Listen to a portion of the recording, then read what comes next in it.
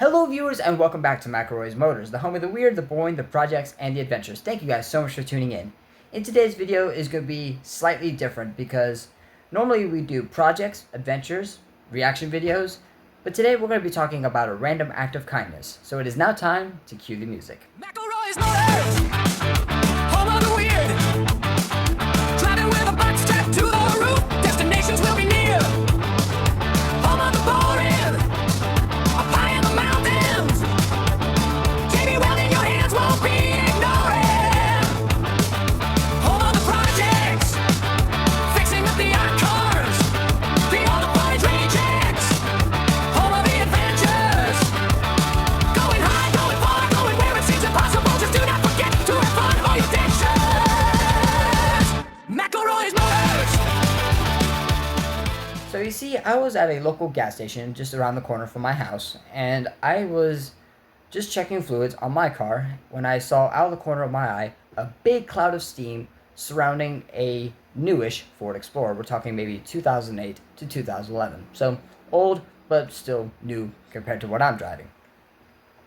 And I could tell that the owner was just very angry. He was not sure what happened. He was pouring coolant in and it was just gushing back out again.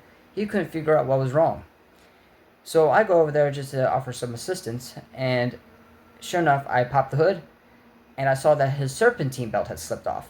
And if you don't know what a serpentine belt does, it does pretty much everything a timing belt does, but more. It controls your AC compressor, it controls your timing, your alternator, your power steering pump. It does everything. And when he found that out, he was just even more cross. So he got on the phone with his insurance company, as well as his wife, whose dad owned the vehicle before they did, and he wants to keep it in the family as much as they can. And he was just not happy. In fact, his insurance company, despite him living 3 miles away from where he had vehicular troubles, was going to charge him $150 just to tow the Ford Explorer back home. And he was not too happy about that. In fact, when my Eagle Premier broke down in North Canton, Ohio, it cost me $190 to tow it about 15 miles back to my house in Akron at the time. So he was not too happy about spending that kind of money, and he is questioning about his insurance premiums because of it. But sometimes that just happens. So, as I did not have my tool set on me, we were in a bit of a predicament. So does he either A, spend $150 to get the vehicle towed back home and just leave the car parked up, or what do we do? And I was not sure how we were going to even get the Explorer back home because I always work on older stuff.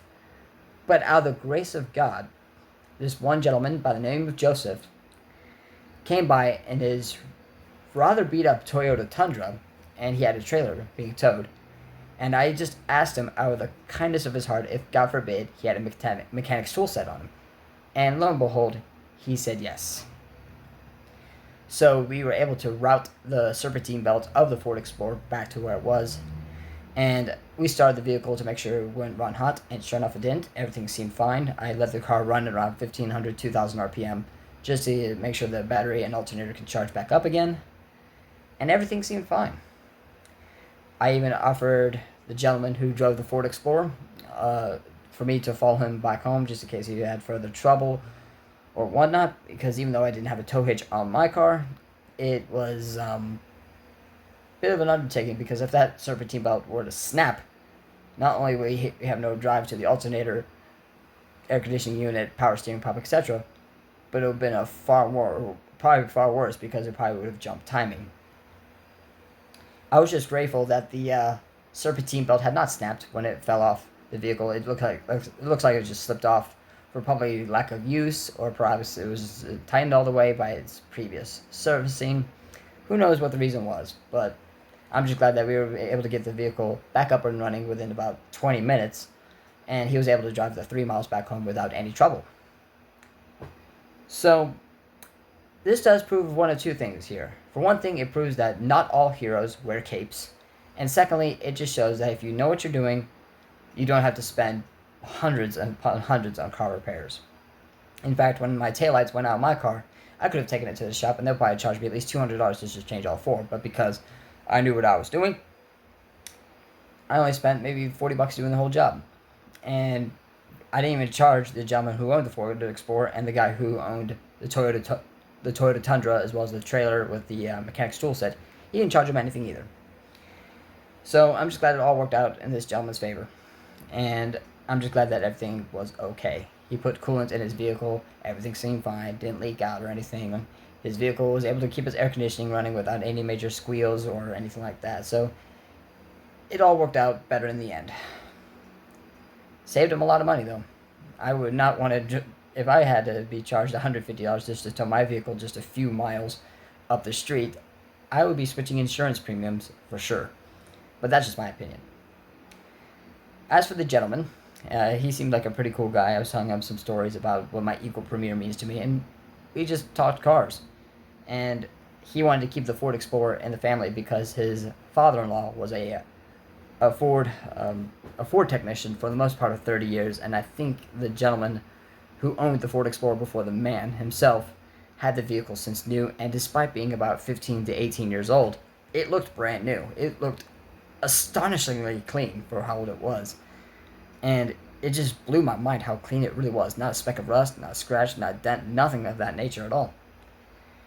And the reason why I stayed at Sheetz for as long as I did is because just before this whole thing happened, I sneezed so hard to the point I ended up losing a tooth. So I just was standing there, just minding my own business, checking fluids on my car, and I sneezed, lost the tooth, and next thing I know, this guy's having some trouble of his own. But it just shows that kindness can go a long way. It really can. Because had not I and Joseph not figured out the problem and were able to fix it, good God knows how long it would have taken the gentleman to get his Ford Explorer back on the road again.